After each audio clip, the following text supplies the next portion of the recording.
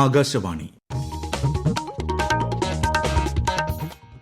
നമസ്കാരം. പ്രാദേശിക വാർത്തകൾ വായിക്കുന്നത് കരോൾ ത്രേസ്യാമ അബ്രഹാം.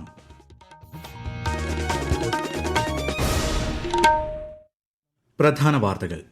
ഭീകരപ്രവർത്തനങ്ങൾക്കെതിരായ നിലപാട് ലോകരാജ്യങ്ങളോട് വിശദീകരിക്കാൻ ഇന്ത്യ. ശശി തരൂർ നേതൃത്വം നൽകുന്ന സംഘം അമേരിക്ക സന്ദർശിക്കും. പൊതുമേഖലാ നിയമനങ്ങളിൽ സംവരണ തത്വങ്ങൾ കർശനമായി പാലിക്കണമെന്ന് മുഖ്യമന്ത്രി പിണറായി വിജയൻ. ആഗോള കത്തോലിക്ക സഭയുടെ 267 മാർപ്പാപ്പയായി ലിയോ 14 ഇന്ന് ഔദ്യോഗികമായി ചുമതലയേൽക്കും. മലപ്പുറം കാളികാവിൽ ടാപ്പിംഗ് തൊഴിലാളിയെ കൊലപ്പെടുത്തിയ കടുവയെ പിടികൂടാനുള്ള ദൌത്യം പുരോഗമിക്കുന്നു. സംസ്ഥാനത്ത് വരുന്ന 5 ദിവസം ശക്തമായ മഴയ്ക്ക് സാധ്യതയെന്ന് കേന്ദ്ര കാലാവസ്ഥാ വകുപ്പ്. സാഫ് അണ്ടർ 19 ഫുട്ബോൾ ഫൈനലിൽ ഇന്ന് ഇന്ത്യ ബംഗ്ലാദേശ് പോരാട്ടം. വാർത്തകൾ വിശദമായി. അതിർത്തി കടന്നുള്ള ഭീകരപ്രവർത്തനത്തിനെതിരെയുള്ള ഇന്ത്യയുടെ നിലപാടും ഓപ്പറേഷൻ സിന്ദൂറിന്റെ പശ്ചാത്തലവും വിശദീകരിക്കാൻ വിദേശ രാജ്യങ്ങൾ സന്ദർശിക്കുന്ന സംഘത്തിലെ അംഗങ്ങളുടെ പേര് വിവരങ്ങൾ കേന്ദ്ര സർക്കാർ പ്രഖ്യാപിച്ചു. കേരളത്തിൽ നിന്നുള്ള MP ശശി തരൂർ നേതൃത്വം നൽകുന്ന സംഘം US, ബ്രസീൽ, പാനമ തുടങ്ങിയ രാജ്യങ്ങളാണ് സന്ദർശിക്കുക. CPM MP ജോൺ ബ്രിട്ടാസ് ഉൾപ്പെട്ട സംഘം ഇന്തോനേഷ്യ, മലേഷ്യ, ദക്ഷിണ കൊറിയ, ജപ്പാൻ എന്നീ രാജ്യങ്ങൾ സന്ദർശിക്കും. മുൻ കേന്ദ്രമന്ത്രി V മുരളീധരൻ ഉൾപ്പെട്ട സംഘം ഈജിപ്ത്, ഖത്തർ, എത്യോപ്യ, ദക്ഷിണാഫ്രിക്ക രാജ്യങ്ങളിലേക്കും മുസ്ലിം ലീഗ് MP ET മുഹമ്മദ് ബഷീർ ഉൾപ്പെട്ട സംഘം UAE, കോങ്കോ തുടങ്ങിയ രാജ്യങ്ങളിലേക്കും പോകും. രാജ്യത്ത് പൊതുമേഖലയിൽ സംവരണ തത്വത്തിന്റെ അടിസ്ഥാനത്തിലാണ് നിയമനം നടത്താറുള്ളതെന്ന് മുഖ്യമന്ത്രി പിണറായി വിജയൻ. എന്നാൽ ഇന്ന് ഇക്കാര്യം കൃത്യമായി പാലിക്കപ്പെടുന്നില്ലെന്നും ഇത് സാമൂഹ്യനീതിയുടെ നിഷേധമാണെന്നും അദ്ദേഹം പറഞ്ഞു. സംസ്ഥാന സർക്കാരിന്റെ 4ാം വാർഷികാഘോഷത്തിന്റെ ഭാഗമായി പാലക്കാട് പട്ടികജാതി പട്ടികവർഗ സംസ്ഥാനതല സംഗമം ഉദ്ഘാടനം ചെയ്യുകയായിരുന്നു മുഖ്യമന്ത്രി. സംവരണ തത്വം പാലിച്ചുകൊണ്ടുള്ള നിയമനങ്ങളാണ് കേരളത്തിൽ നടക്കുന്നതെന്നും ശ്രീ പിണറായി വിജയൻ പറഞ്ഞു. കഴിഞ്ഞ 9 വർഷം എടുത്താൽ PSC മുഖേന 2.25 ലക്ഷത്തിലധികം നിയമനങ്ങൾ കേരളത്തിൽ നടത്തിയിട്ടുണ്ട്. ഇതെല്ലാം കൃത്യമായി സംവരണ തത്വം പാലിച്ചുകൊണ്ടുള്ളവയാണ്. ഇതിനു പുറമെ പട്ടികജാതി പട്ടികവർഗ വിഭാഗങ്ങൾക്കുള്ള സ്പെഷ്യൽ റിക്രൂട്ട്മെന്റും സംഘടിപ്പിച്ചിട്ടുണ്ട്. ഇത്തരമൊരു അവസരത്തിൽ LDF സർക്കാർ കേരളത്തിൽ അധികാരത്തിലിരിക്കുന്നതുകൊണ്ട് നമ്മുടെ നാട് വേറിട്ട് നിൽക്കുന്നു എന്നതാണ് അനുഭവം. പാലക്കാട് മെഡിക്കൽ കോളേജിന് സമീപം യാക്കര വില്ലേജിലെ VT ഭട്ടതിരിപ്പാട് സാംസ്കാരിക സമുച്ചയം മുഖ്യമന്ത്രി പിണറായി വിജയൻ ഇന്ന് വൈകിട്ട് നാടിന് സമർപ്പിക്കും. ചിറ്റൂർ താലൂക്ക് ആശുപത്രി കെട്ടിടവും മുഖ്യമന്ത്രി ഉദ്ഘാടനം ചെയ്യും. സംസ്ഥാന സർക്കാരിന്റെ 4ാം വാർഷികാഘോഷത്തിന്റെ ഭാഗമായി പട്ടികജാതി പട്ടികവർഗ വകുപ്പും സാംസ്കാരിക വകുപ്പും സംയുക്തമായി നടത്തുന്ന പ്രത്യേക മ്യൂസിക് ഷോ വൈകിട്ട് 6-ന് പാലക്കാട് കോട്ട മൈതാനത്ത് നടക്കും.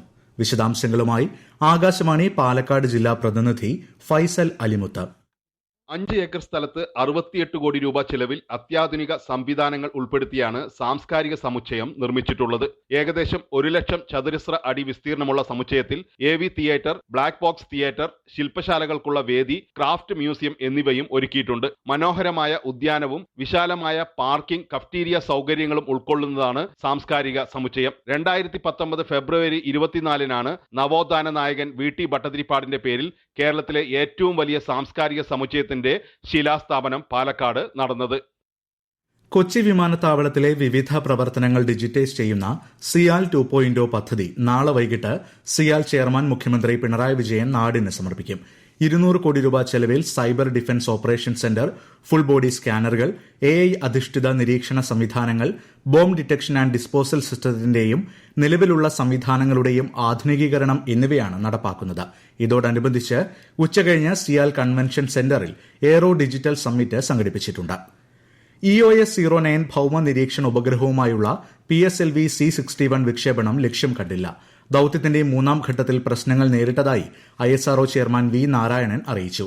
ശ്രീഹരിക്കോട്ടയിലെ സതീഷ് ധവാൻ സ്പേസ് സെന്ററിൽ നിന്നായിരുന്നു വിക്ഷേപണം. ISROയുടെ 101ാമത്തെ വിക്ഷേപണമായിരുന്നു ഇന്നത്തേത്. മലപ്പുറം കാളികാവിൽ ടാപ്പിംഗ് തൊഴിലാളിയെ കൊലപ്പെടുത്തിയ കടുവയെ പിടികൂടാനുള്ള ദൌത്യം പുരോഗമിക്കുന്നു.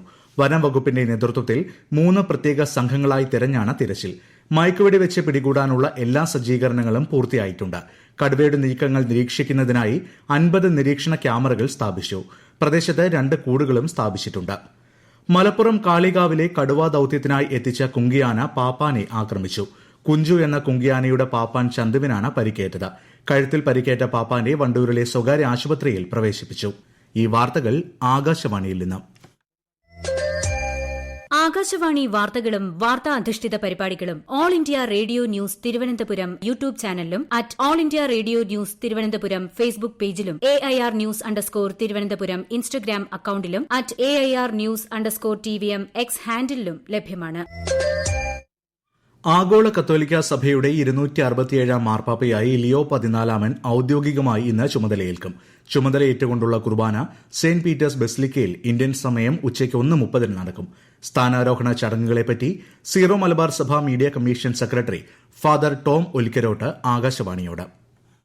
വിശുദ്ധ പത്രോസിന്റെ പിൻഗാമിയാണ് ലയോ 14 പാപ്പ എന്ന് സൂചിപ്പിക്കുന്ന ചില സ്ഥാനിക മുദ്രകളാണ് ലയോ 14 പാപ്പ ഇന്ന് സ്വീകരിക്കുന്നത്. ഫിഷർമൻ റിംഗ് അഥവാ മുക്കുവന്റെ മോതിരം എന്നറിയപ്പെടുന്ന മുദ്രമോതിരവും പാലിയം എന്നറിയപ്പെടുന്ന സ്ഥാന വസ്ത്രവും സ്വീകരിക്കുക എന്നുള്ളതാണ്.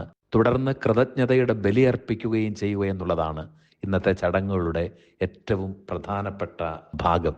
കർദിനാൾ സംഘത്തിന്റെയും ലോകമെമ്പാടു നിന്ന് വന്ന രാഷ്ട്രത്തലവന്മാരുടെയും വിശ്വാസ ഗണത്തിന്റെയും സാന്നിധ്യത്തിലാണ് വത്തിക്കാനിൽ വെച്ച് ഇന്ന് ചടങ്ങുകൾ നടക്കുന്നത്. ലയോ 14 പാപ്പായുടെ പൊന്തിഫിക്കേറ്റിന്റെ ആരംഭമാണ് ഇന്ന് വത്തിക്കാനിൽ വെച്ച് കുറിക്കുന്നത്. BPCLുമായി സഹകരിച്ച് കൊച്ചി മെട്രോ കളമശ്ശേരി മെട്രോ സ്റ്റേഷന് സമീപം ആരംഭിക്കുന്ന ഫ്യൂവൽ സ്റ്റേഷൻ നാളെ മന്ത്രി P. രാജീവ് ഉദ്ഘാടനം ചെയ്യും. 27,000 ചതുരശ്ര അടി വിസ്തീർണത്തിൽ സജ്ജീകരിച്ചിരിക്കുന്ന ഫ്യൂവൽ സ്റ്റേഷനിൽ ഒരേ സമയം 25 വാഹനങ്ങൾക്ക് ഇന്ധനം നിറയ്ക്കാനുള്ള സൌകര്യമുണ്ടാകും. ഇലക്ട്രിക് ചാർജിംഗ് സൌകര്യവും ഏർപ്പെടുത്തിയിട്ടുണ്ട്. ടിക്കറ്റ് ഇതര വരുമാനം വർദ്ധിപ്പിക്കുന്നതിന്റെ ഭാഗമായാണ് കൊച്ചി മെട്രോ ഫ്യൂവൽ സ്റ്റേഷൻ ആരംഭിക്കുന്നത്. പാലക്കാട് ജില്ലാ ആയുർവേദ ആശുപത്രിയിലെ പുതിയ കെട്ടിടത്തിന്റെ ഉദ്ഘാടനം മന്ത്രി വീണ ജോർജ് ഇന്ന് നിർവഹിക്കും. ജില്ലാ പഞ്ചായത്തും നാഷണൽ ആയുഷ് മിഷനും സംയുക്തമായി നിർമ്മിച്ച പുതിയ OP കെട്ടിടത്തിന്റെയും സ്പെഷ്യാലിറ്റി ക്ലിനിക്കുകളായ സ്പോർട്സ് ആയുർവേദം, സ്ത്രീരോഗ വിഭാഗം, ശിശുരോഗ ചികിത്സാ വിഭാഗം, ലബോറട്ടറി എന്നിവയുടെയും ഉദ്ഘാടനമാണ് നടക്കുക. സംസ്ഥാനത്ത് വരുന്ന 5 ദിവസം ശക്തമായ മഴയ്ക്ക് സാധ്യതയെന്ന് കേന്ദ്ര കാലാവസ്ഥാ വകുപ്പ്. മലപ്പുറം, കോഴിക്കോട്, വയനാട്, കണ്ണൂർ, കാസർഗോഡ് ജില്ലകളിൽ ഇന്ന് മഞ്ഞ ജാഗ്രത പ്രഖ്യാപിച്ചു. ഉരുൾപൊട്ടൽ സാധ്യതയുള്ള പ്രദേശങ്ങളിൽ താമസിക്കുന്നവർ അധികൃതരുടെ നിർദ്ദേശാനുസരണം സുരക്ഷിതമായ സ്ഥലങ്ങളിലേക്ക് മാറി താമസിക്കണമെന്ന് സംസ്ഥാന ദുരന്ത നിവാരണ അതോറിറ്റി അറിയിച്ചു. കേരള, കർണാടക, ലക്ഷദ്വീപ് തീരങ്ങളിൽ ചൊവ്വാഴ്ച വരെ മത്സ്യത്തൊഴിലാളികൾ കടലിൽ പോകരുതെന്ന് മുന്നറിയിപ്പുണ്ട്.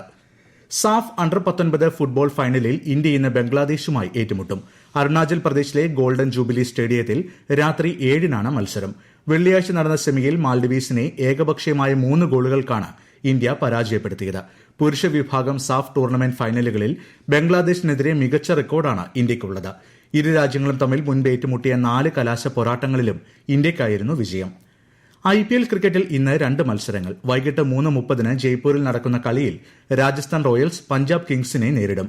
രാത്രി 7:30 ഡൽഹി ക്യാപിറ്റൽസും ഗുജറാത്ത് ടൈറ്റൻസും ഡൽഹി അരുൺ ജെയ്റ്റ്ലി സ്റ്റേഡിയത്തിൽ ഏറ്റുമുട്ടും. ഇന്നലെ പ്ലേ ഓഫ് കാണാതെ കൊൽക്കത്ത നൈറ്റ് റൈഡേഴ്സ് പുറത്തായി. രാജ്യാന്തര മ്യൂസിയം ദിനാഘോഷത്തോടനുബന്ധിച്ച് സംസ്ഥാന പുരാവസ്തു പുരാരേഖ മ്യൂസിയം വകുപ്പ് കണ്ണാടി ടു മുഖദർശനം മ്യൂസിയം ദർശനം എന്ന പേരിൽ ഈ മാസം 21 മുതൽ 23 വരെ വിവിധ പരിപാടികൾ സംഘടിപ്പിക്കുന്നു. മ്യൂസിയങ്ങൾ ജനങ്ങളിലേക്ക് എന്ന പദ്ധതിയുടെ ഭാഗമായാണ് ഇത്. പൈതൃക വീഥി പ്രദർശനം, നൈറ്റ് മ്യൂസിയം തുടങ്ങിയവയ്ക്ക് പുറമെ കലാപരിപാടികളും ഒരുക്കിയിട്ടുണ്ട്. ഔപചാരിക ഉദ്ഘാടനം തിരുവനന്തപുരം കേരള ചരിത്ര പൈതൃക മ്യൂസിയം പരിസരത്ത് ഈ മാസം 21 മന്ത്രി രാമചന്ദ്രൻ കടന്നപ്പള്ളി നിർവഹിക്കും.